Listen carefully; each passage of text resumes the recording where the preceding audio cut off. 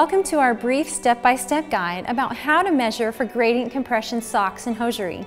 Before we begin, know that this guide can be used for measuring any of the TheraFirm brands. A few rules of thumb to keep in mind before we begin. Before you measure, you should know that it's best to take your measurements when you first get up in the morning. This is to help prevent measurements based upon the affected area's circumference after swelling has occurred. You also want to make sure your measurements are taken while you're standing, as it provides a more accurate reading. Be sure to make snug measurements against your skin. And last, avoid measuring over socks or slacks. Ankle, calf, thigh, and length are required for proper fit. That is why proper measurement for gradient compression hosiery is important and different than sizing charts for non-gradient socks and hosiery.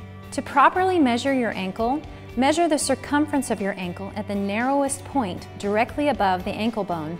To get a proper measurement of your calf, you will want to measure the circumference of your calf at the widest point. Next, make sure to measure your thigh at the widest point. Last, you will need to measure for the garment length. For knee-high stockings, you will need to measure from the floor to the bend of the knee. For thigh-high stockings, pantyhose, or tights, you'll want to measure from the floor up to the gluteal fold. And that is how you measure for gradient compression. Thanks for joining us. And remember, this is your channel. It should be what you want it to be. What other types of videos would you like to see from us? Let us know in the comments below.